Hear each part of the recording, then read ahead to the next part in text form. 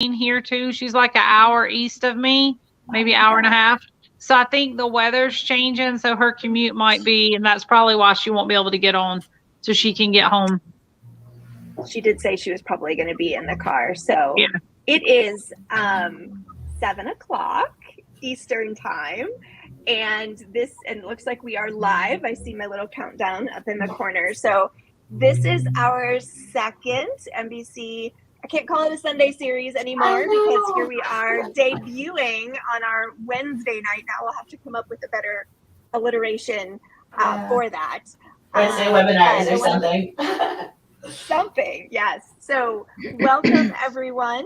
I always like to review a little bit about why we started this series, because I want to honor our friend Allison Tischler, who it was her idea to start these webinars on the things that are important to those of us living with MBC that nobody else is talking about. And we lost her in, was it 2020?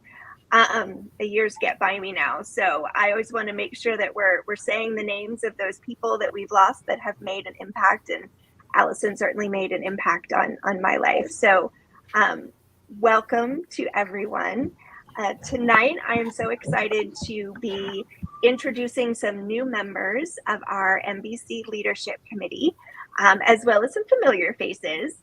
And so those of you who don't know, the MBC Leadership Committee is a group of people living with metastatic breast cancer who get together and advise survivingbreastcancer.org on how to ensure that the needs of the MBC community are being met.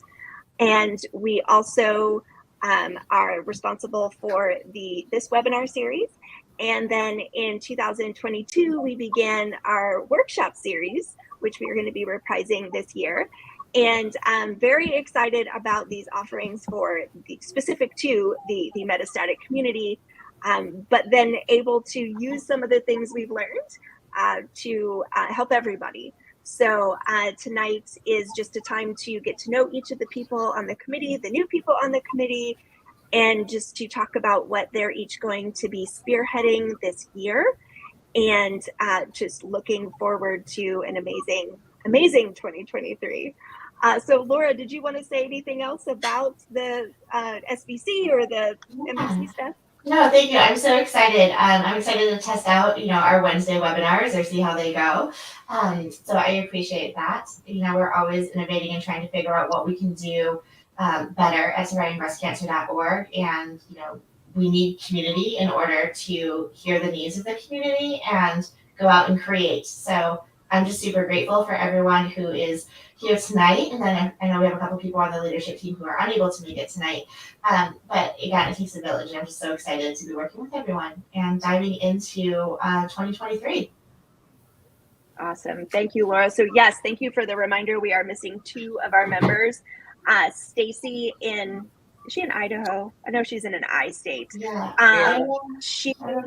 She's been really struggling with her treatment, and so definitely send her some good thoughts and vibes. She's been having to get blood transfusions pretty regularly. And then Kathleen Friel, who is in New York, I should say doctor, should not, cut her short there or sell her short there. But she is actually in a PET scan, getting a PET scan this evening. So she may actually not be in the tube right now, but definitely want to send her some good vibes. It's always a little scary. She was supposed to have her PET scan earlier, but the machine was down. And as all of us deal with this anxiety stuff every few months, once you psych yourself up to go get that scan and then you're told to go home, that was not an enjoyable experience for her. So we're definitely thinking of Stacy and Kathleen tonight as we delve into some of the other things that we're going to be doing as a committee. So, Kristen, I would love to start with you because you gave us this lovely chart of all of the things that we're going to be focused on this year with the newsletters and blog posts. And I would love for you to introduce yourself and also talk about, what you're going to be doing this year and focusing on for SBC. Happy to do that. Let me just open that. I put it in Google Maps. Google Docs. I'm a writer by profession, and so that is what I mostly contribute to SBC. And what I did for this year was pick a topic for each quarter that I could write to in a series of blog posts. And they include things like wholeness as compared to wellness, because I think, in the SBC community, we might not feel well all the time, but I think we can feel whole, if that makes sense. And I like that topic a lot. I can't even remember the other topics. This is what happens when I get put on the spot. You brought up this idea of surviving survivorship and how, yeah. And for a lot of us in the MBC community, the word survivor is just not something that resonates so much. But this idea of surviving, is surviving survival. Yeah. Yeah. So would you talk about that a little bit? Absolutely, because once you get diagnosed, there's such a flurry of activity at the beginning, and then it becomes sort of routine. Either you finish treatment or you continue. If you're in MBC, you continue with treatment sort of endlessly.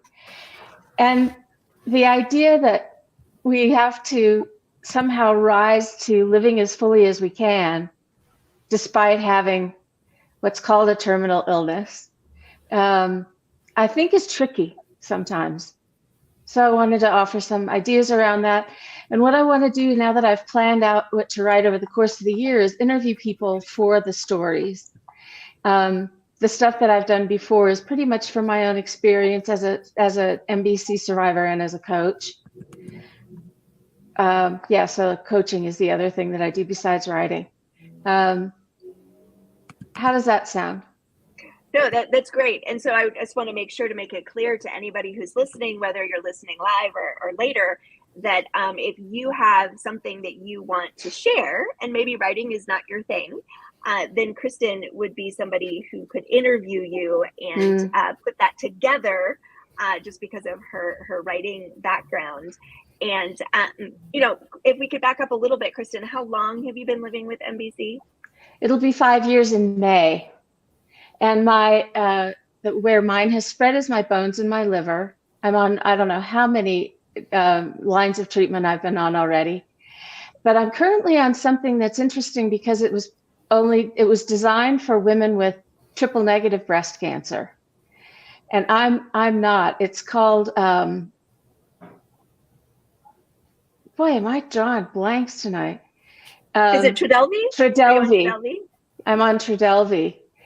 Just started. I've had my second treatment with it, and got my fingers crossed. Yes, definitely. Right. But yeah, so I've been living with it almost 5 years.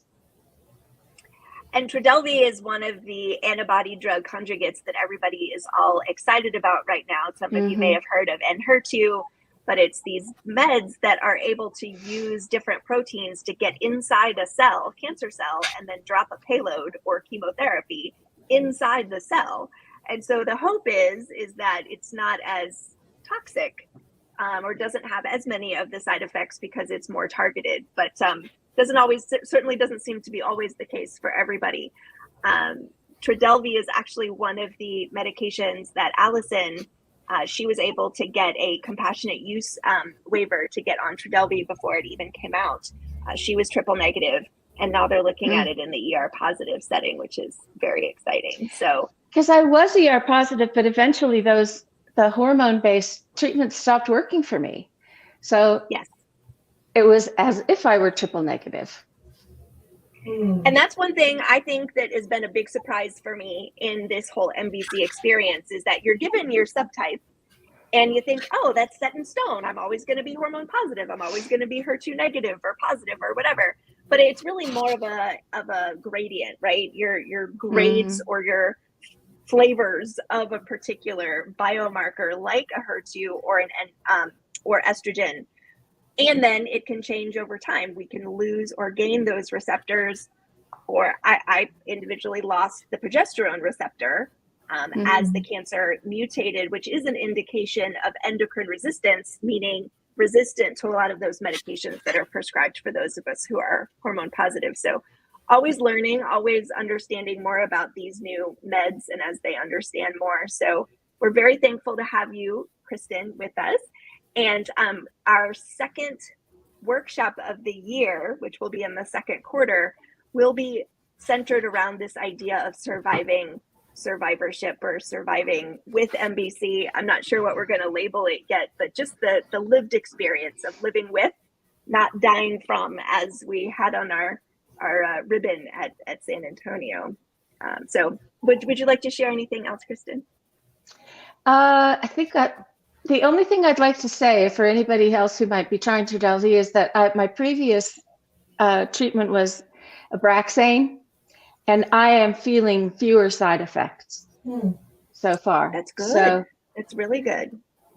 So and Abraxane is in the same class as Taxol and Taxotere.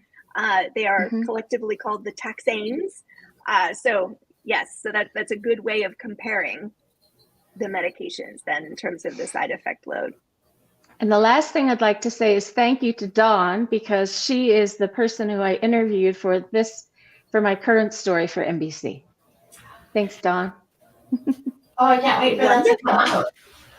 Awesome. So be looking for that in one of the newsletters that come out on Mondays. So since we're talking to Dawn, let's move over to Dawn.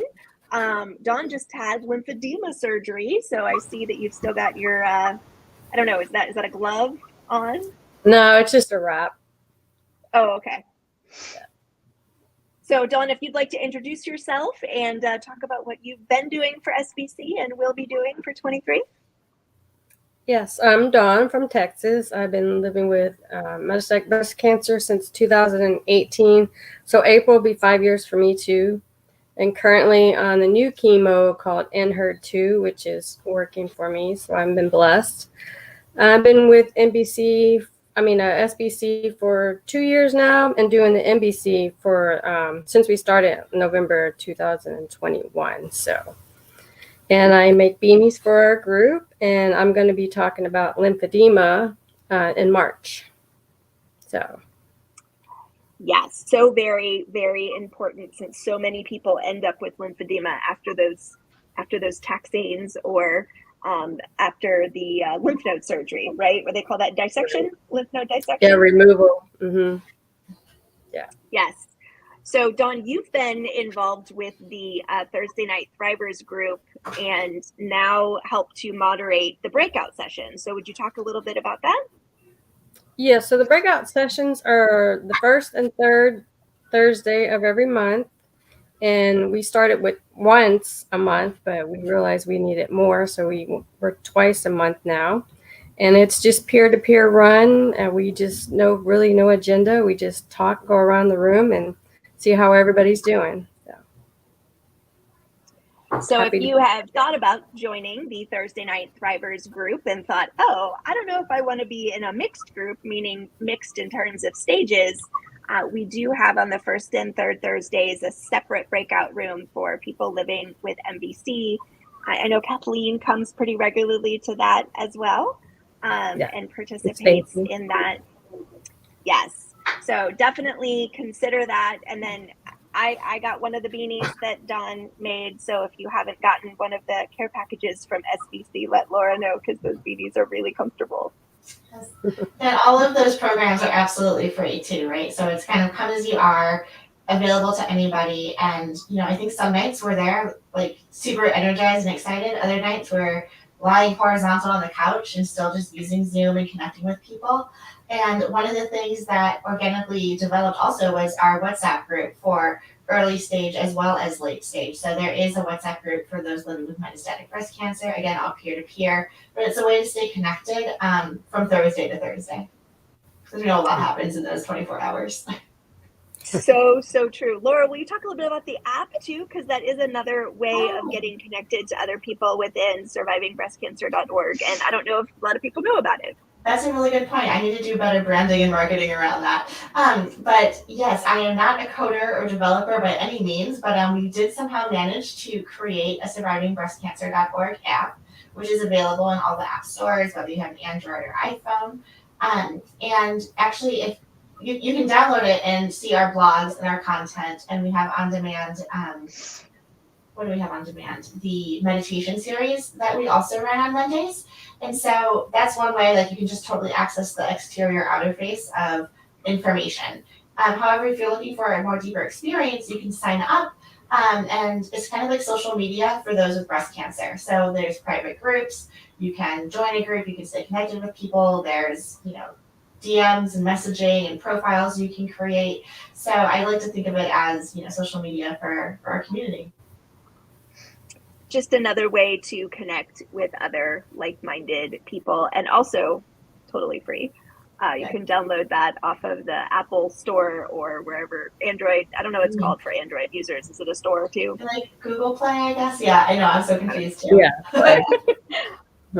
I've been using Apple for a little bit too long here. So, all right. So I on purpose left our new members for last because I want them to fully introduce themselves, because we are so excited to be really honored to have Katie and Amy join us this year on the MBC Leadership Committee. So Katie, if you would like to introduce yourself and maybe why you decided to say yes when we asked you if you might want to serve on the committee.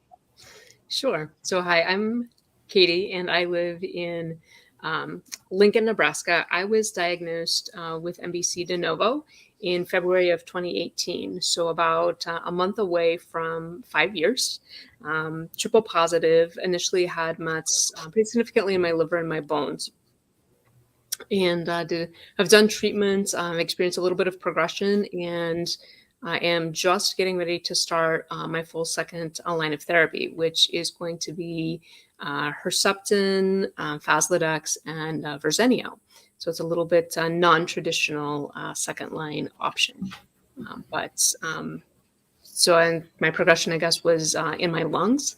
So we did some radiation to one of the tumors, and then there was still some additional progression. So that was when we decided to change the treatments.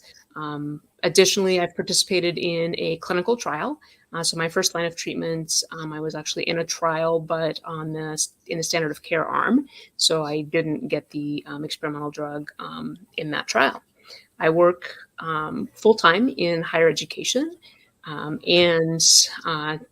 When Laura asked me if I was interested, I'm working with Laura kind of and William on another project. I said, absolutely sure, why not? I'm just excited to be able to be a part of the team, to be able to contribute, and to help out in any way that I can. Would you like to talk about that other project that you're doing? Or is that top secret? Not yet. Okay, all right. Well, we're holding our breath, so once we have the news, we can share. To be determined. So it's really important for us at SBC to make sure that we have diversity on our leadership teams. And obviously we're not doing such a great job of racial diversity at this point, but having people with different subtypes, being on different drugs, having different experiences is very important as we evaluate the content and make sure that we're offering as a wide variety of information and education as possible for everybody. So someone who is triple positive tends to be on more medications than sometimes than people with other subtypes, just because you have to cover both the estrogen piece, the hormonal piece, as well as the HER2 piece. So that ties you to every 3-week infusions, right, Katie? That's what Herceptin and Perjeta have. Yeah. Okay. So that can be lifestyle altering as well, because you're tied to that infusion center. So anyway, we're very excited to have you, Katie. Katie got to go to Ireland last year, so I'm very excited to see where she might go this year. Amy is the second addition to the MBC Leadership Committee. So Amy, would you like to introduce yourself and also tell us why you said yes? So I am Amy. The accent is from Georgia, but I live in upstate New York. My background is healthcare, and I have worked with SBC to do like Ask the Expert, a couple of series, and enjoyed the content of that and then other things that were put on. I've also enjoyed, which Laura forgot to mention, the book club. It's cool because you get to do the book club and it's not just focused on cancer. So it's a distraction and another way for us to connect. I am ER positive and I am still on my first line of treatment since my MBC diagnosis, and I will be 4 years MBC diagnosis on Sunday, and 9 years from my original diagnosis, which was stage 3. So 5 years to the day I was diagnosed metastatic, and I'll celebrate my 4-year MBC on Sunday. For me, I said yes because I want to be able to make a difference for somebody else. I want to be able to create a community where people feel like they are engaged and involved and that they're supported, whether it be something simple with everyday struggles or within the community. My line of treatment is Ibrance and Faslodex. So I have had 49 cycles and feel very appreciative that I'm still on the first line of treatment. But as the months tick away, there is fear. So I share that often, that there's fear when this line doesn't work, that I'll rapidly progress through the other lines. I had extensive surgery and other things to hopefully prevent the metastatic diagnosis. That did not happen for me. And I'm somebody that had some failed surgeries. I share that when I feel like I need to with other people, but most often I don't share that part of the experience. And I feel like I want to show people that you can live with this disease. You don't have to die from it. I currently work full-time and part-time, trying to cut back on the part-time, and I do advocacy work in my spare time. So I look forward to what this year holds for SBC. And Amy is going to probably be debuting some moderation in the Facebook group that SBC has. So if you are part of the community and you're not part of the closed Facebook group that survivingbreastcancer.org has, you should definitely join there. Lots of announcements in there about programming. The calendar is always shared in there in terms of upcoming events or webinars or and because SBC is doing all kinds of things. But Amy has done quite a bit of moderation for Living Beyond Breast Cancer in their various Facebook groups. And so she's going to be looking at that, as well as taping some educational videos for us, because she really understands this whole, why am I getting a PET scan? What's different between a PET scan and a bone scan and a CT scan and an MRI and, you know, all the other scans that you could be getting? Why would a doctor order those things? So stay tuned for those educational videos that will be coming out soon. So I wanted to go back through our group and talk about a couple of things. So number one, you've heard that a lot of us have been living with MBC for a certain number of years. And I wanted everybody to share that because when you're newly diagnosed, when you first get this disease, get the notification that you have this disease, or you've been living with it for a little while, it's hard to see a way forward. It's hard to see, you know, where am I going to be at 4 or 5 years down the road? These statistics, unfortunately, say only about 28% of us will get to 5 years. But we know that we're not statistics, right? We're all individual people. And so I wanted to go back through the people on the committee just to talk a little bit about what's different between kind of that initial crazy, overwhelming fog, oh my God, what the heck just happened, to, okay, now I really want to live with this disease. Now I want to help other people live with this disease. And I think it's important to see that perspective, right? Because when you're newly diagnosed, I mean, I'll just speak for myself. I could only see like 1 minute at a time for a while, and then it got a little bit longer as time went on. But even, 5.5 years into it, we're still tied to these scans. We're still tied to these, we find out every 3 or 6 months whether a medication is working or how we're doing. And so going through that experience of knowing, hey, the scan is really important and it could really change things. I think that lived experience piece is different as you go on. So Kristen, can I call on you first, if you can Sure. harken back to that time 5 years ago when you were diagnosed, and what's different for you? Everything is different for me.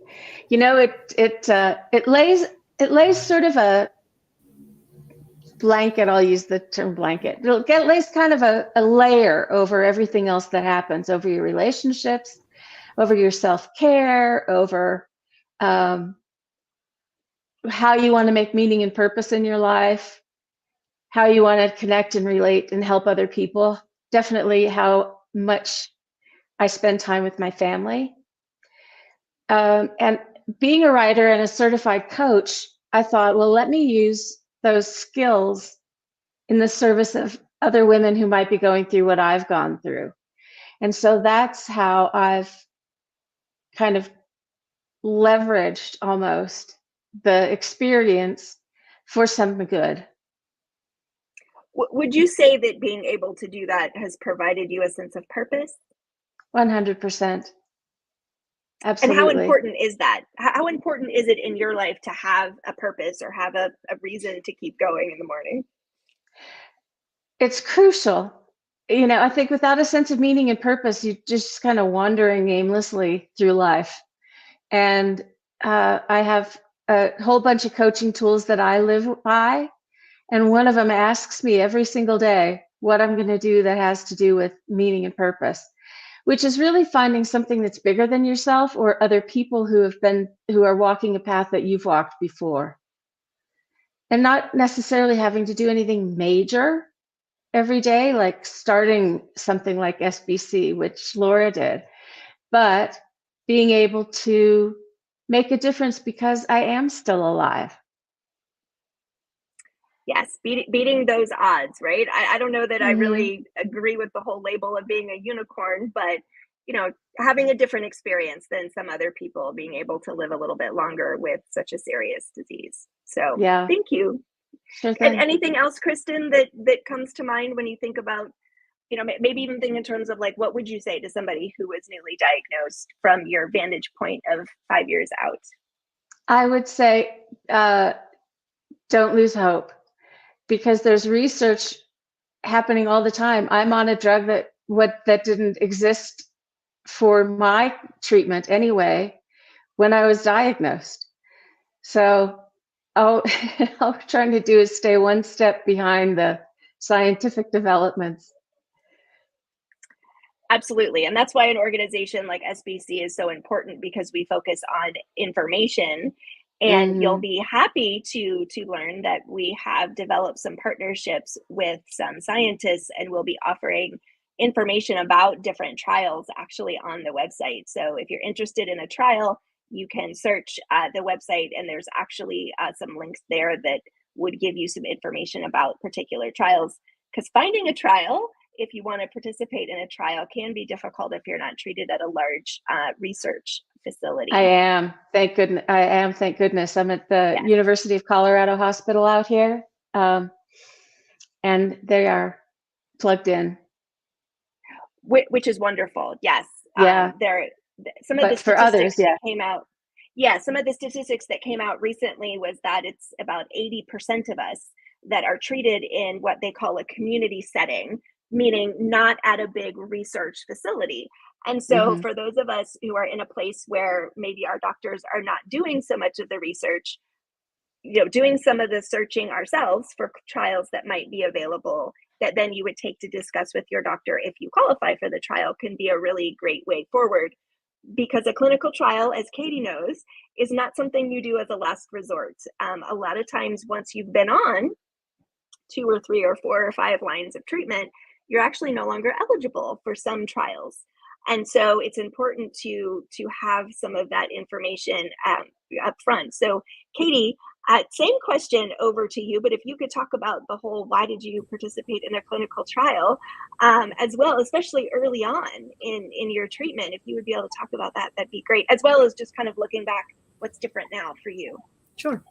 Yes, I think when I think about what's different now for me, of course, I shouldn't say of course, but I remember, being very overwhelmed, and even those first few years, feeling like I couldn't plan much beyond my next scan. Right, I have to live now because the next scan might radically change my life again. And when you look at statistics, I couldn't see hitting 3 years, let alone imagining that I would make it to 5. But I remember I went to a conference for metastatic, for women with metastatic disease that was not terribly far from where I live. And at that conference, I met a woman who had been living with the disease for 7 or 8 years, and then started getting connected with others who had been living with MBC for a long time. And that, I think, gave me a lot of hope that yeah, as you said, we're not statistics, and there is life with MBC. What I think has really been different for me now is that having MBC has helped me really take stock of what's really important for me, and it helped me to give me perspective to live with intentionality and really be intentional about how I'm going to use whatever time I might have left. But to answer then the question about the clinical trials, when I was diagnosed, I am being treated at a major academic center, and my oncologist said, "Hey, I have this potential trial for you." Its first line explained what it was. And it was actually looking at adding Ibrance in the first line setting to Herceptin, Perjeta, and Letrozole for triple positive disease. And so I took it, did some research on Ibrance and its effectiveness in the ER positive stage, and decided that it was something that I was definitely interested in, because I work in higher ed. Research is something that I value and understand, and so I wanted to be able to participate.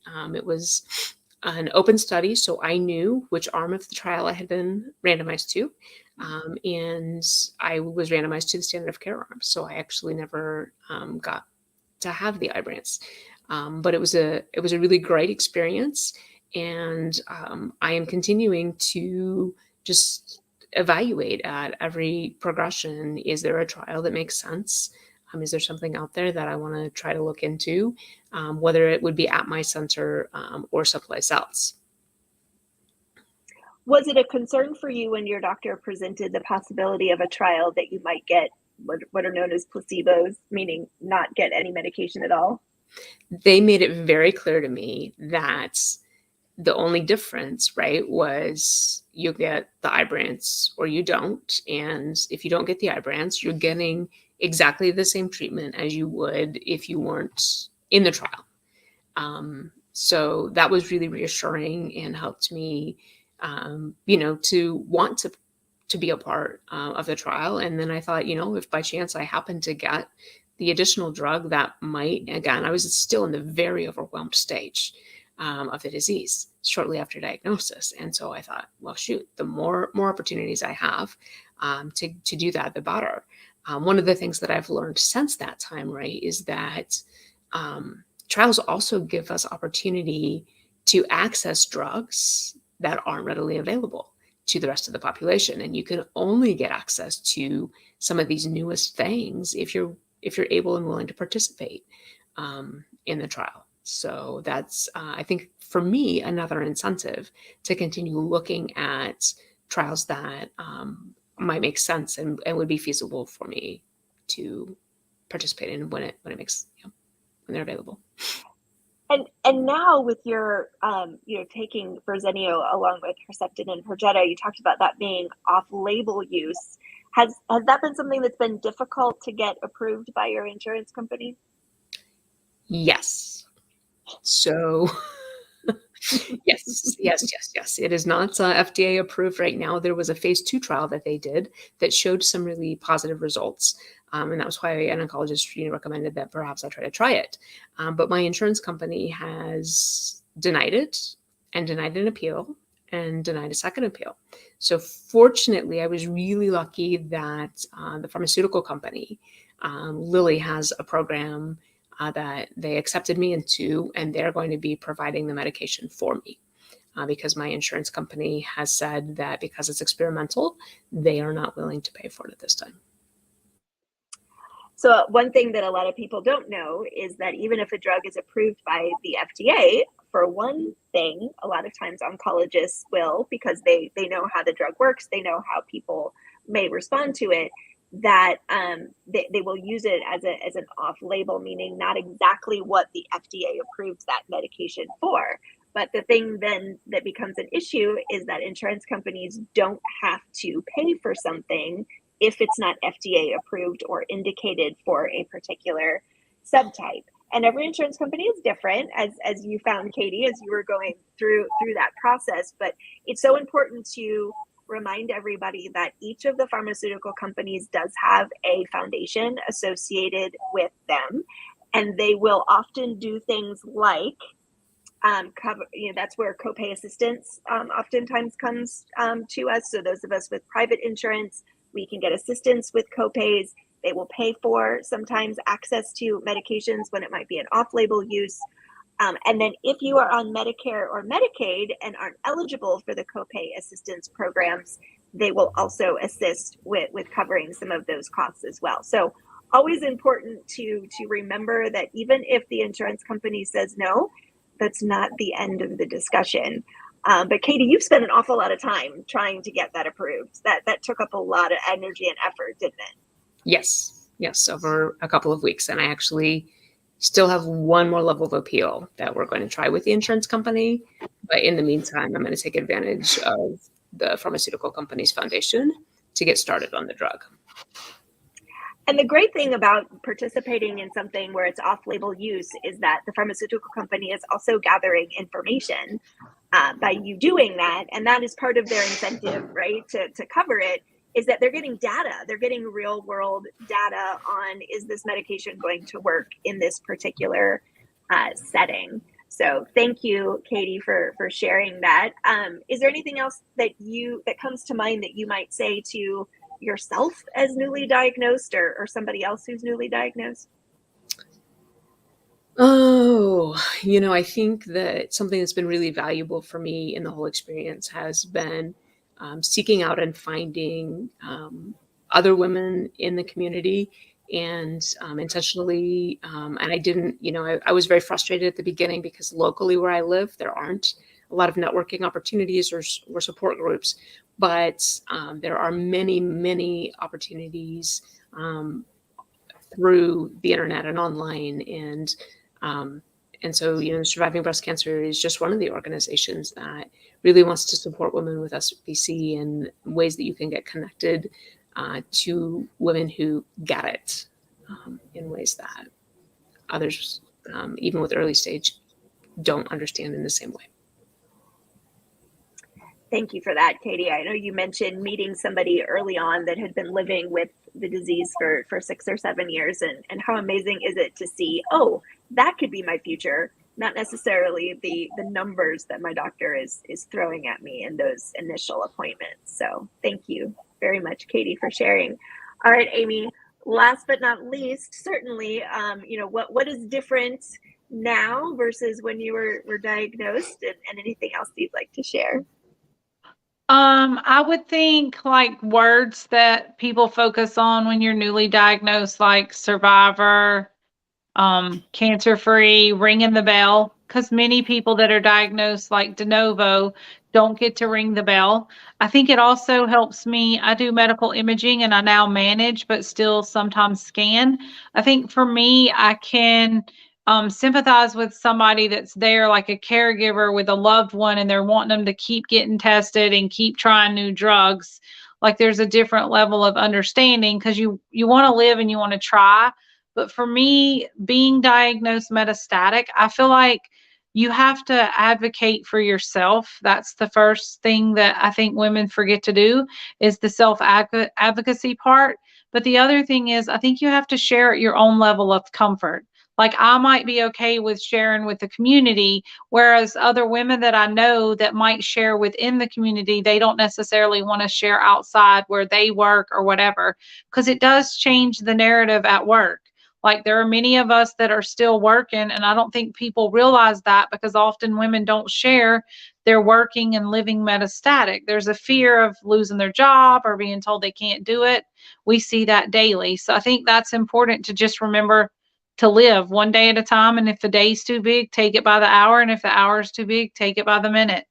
I think the biggest thing that I could share is I want to honor the women that came before me to bring awareness to metastatic, like Silke and others that did things behind the scenes and out front. So I want to be able to carry the initiative into the future and make other women not have to feel alone. I think even though I knew I was going to be metastatic, because I knew what the images showed. And even though I think I was metastatic, you're still not prepared, even though you know you're not ready. And many of us know that we'll have progression, but like, are you ever really ready for that news? I don't think you are. And what is it like for you being on your first line of treatment for as long as you have, which is amazing. 4 years is amazing. What is it like for you as you're watching other people go through progressions, or as you see maybe what's coming?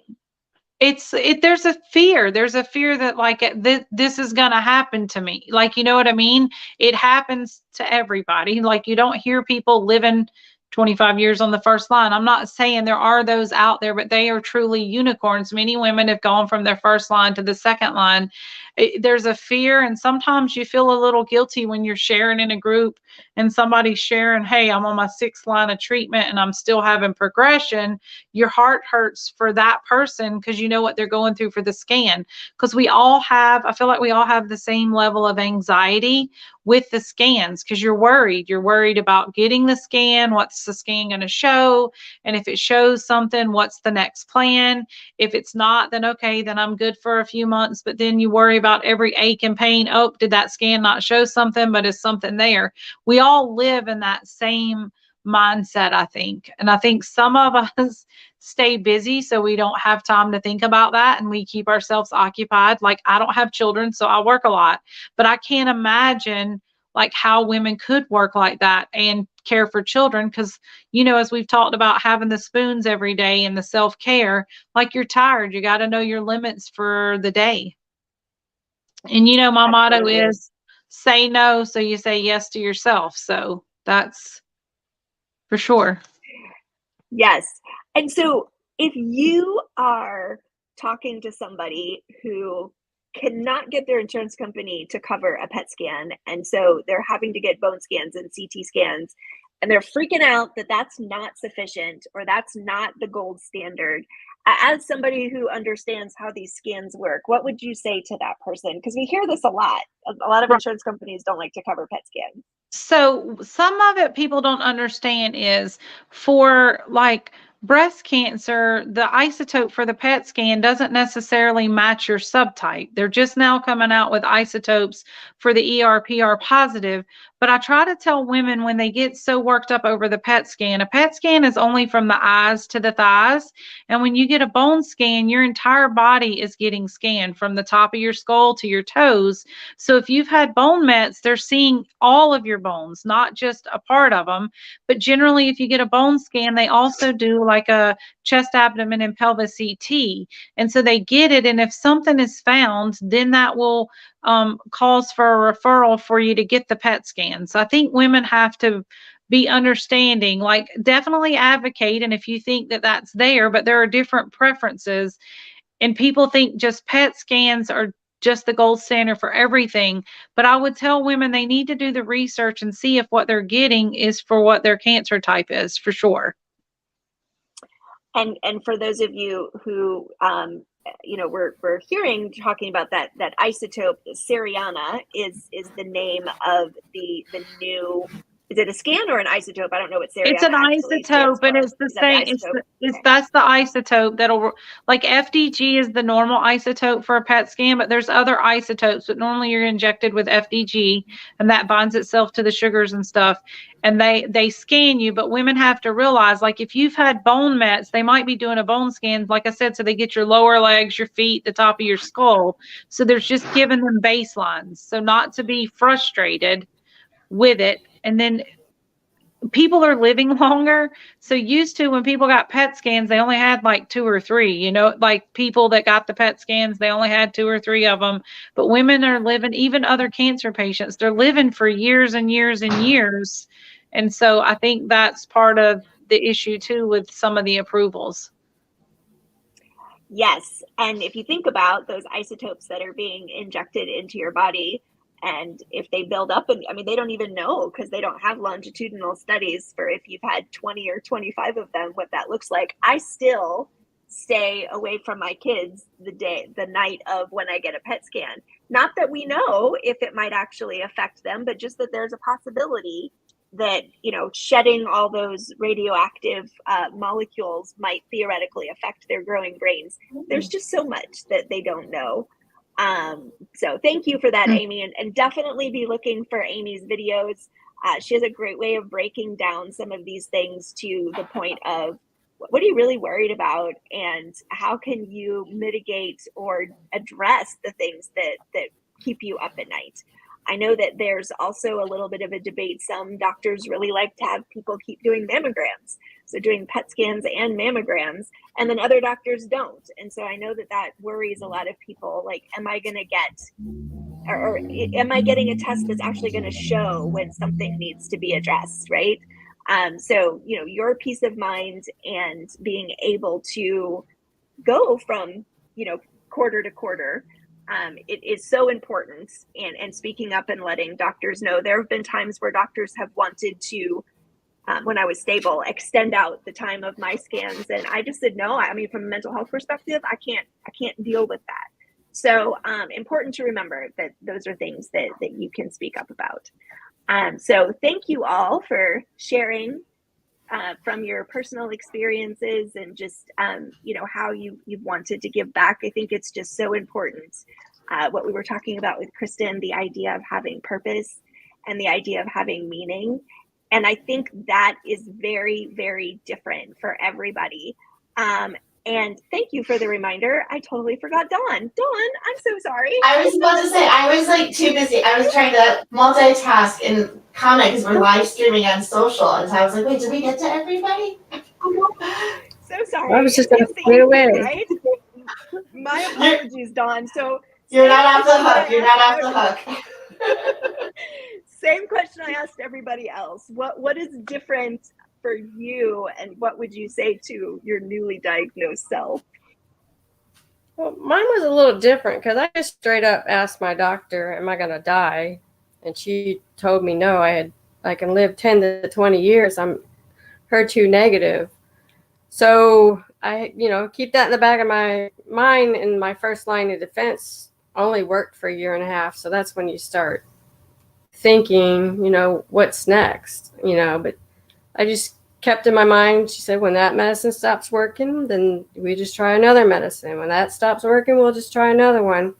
And with all the clinical trials and all the technology, she was like, you can live longer. So I keep that in my mind. So I tell people that, yeah, don't give up hope. Just if something doesn't work, just try a different medicine, and try not to have scan anxiety either, because that just causes more stress, and we don't need the stress. So I learned not to have scan anxiety. I wait till the doctor tells me what is actually wrong. Wait for it to come out of his mouth to let me know what is wrong or what is right or what do we need to do next. So I just tell people, like, one day at a time is my motto, and living open to whatever they're going to throw at me. I'm ready. And what line of treatment are you on now? I'm on my fifth line. So you've gone through the whole getting bad news again and again and again. What is that like, and how do you deal with that? like I said, one day at a time. And she told me when that medicine don't work, we try a new one. And that's what we did. We try a new one. And actually, I'm on my third doctor because I've been moving around. I don't let metastatic breast cancer get to me. I even moved to Alaska for a year just to explore Alaska.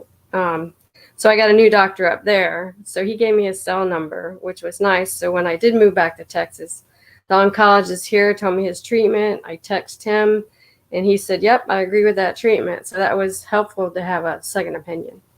So somebody that knows you and has worked with you, that's invaluable to have that perspective as well. Wonderful. Thank you. And please, I'm so sorry that I almost skipped over you. It's okay. So we've got about 10 minutes left in our time this evening. And I wanted to use that. Oh, Amy, did you want to say something? Go ahead. Yeah, Abigail, can you share your story? Because your story's a little different and you've had different levels of treatment too since you lived. Can you share yours? Sure. Yeah, absolutely. So I'm also on my 5th line of treatment. And I had a little bit of a weird diagnosis in that they thought I was stage 2 for a couple of months. And then in the middle of chemo, we found out that I was actually stage 4. And so, one thing that I always remind people is if there is something in your mind that you think your doctor should do, don't back down. And I don't anymore, because in that initial conversation, I said, should we get a PET scan or some scan to look at my whole body? And my doctor was like, nah, you could, but it's not really necessary. Here are the statistics, here are the odds, et cetera, et cetera. And we almost didn't even do chemo. And it was during chemo that we found out that I was stage 4, and I had a significant disease load. When I say my bones were black, they were black with mets, because on the x-rays, metastases show up as black. So if I had listened to my gut early on, or understood that I should listen to my gut, things might have been different. And I no longer allow those things to pass by. We are not statistics. I've been on the wrong side of statistics too many times to not want the doctors to look at everything. I've also done some off-label use of medications. I did a combination of medication, three of them at the same time. I did Piqray, Kisqali, and Faslodex, which is not something that the FDA has approved. So I had those experiences like Katie did with fighting with my insurance company and getting them to do something that was a little bit out of pattern. But like Kristen said, as we live longer with this, we see that things change. I've been on medications like Piqray only a few months after they were approved by the FDA. And so have really seen over the 5.5 years that staying up on the research and understanding those new developments can be really helpful. But I'm also on Xeloda now, which has been around for 50 years or something, right? So it doesn't mean that the new shiny thing is going to be the best thing. Sometimes it's a medication that's a little more tried and true. And it also took 5 years for me to get to the point of the mets being under control completely. So I had a lot of stability for a lot of years on oral medications, but it wasn't until I did Taxotere and Xeloda in early 2022 that I finally got to the point of no evidence of active disease, which I know a lot of people, like, they want to get to no evidence of disease, or for those of us with bone mets, no evidence of active disease. But I'm always reminded of Sandra Spivey, who lived 23 years with MBC and never was NED or NEAD. She always had active metastasis in 23 years. So there are those things that seem like really important goals, like no evidence of disease, that I've seen over time that we're all just so different and we all react differently to medications. I have a germline mutation, so ATM, similar to BRCA. And so, that changes things too, because my actual DNA is working against me, and all of these things. So ATM is the part of your DNA that repairs. So we're always experiencing problems with our DNA deletions, right? Our DNA is being affected by the sun, by everything. And if the part of your DNA that's supposed to repair your DNA is not working, then obviously that's not a good thing. So learned a lot. But I think that whole point of speaking up and listening to your gut, that's probably what I would tell my newly diagnosed self. Stick to your guns. If something seems really important to you and the doctor is like, maybe, say yes, do it.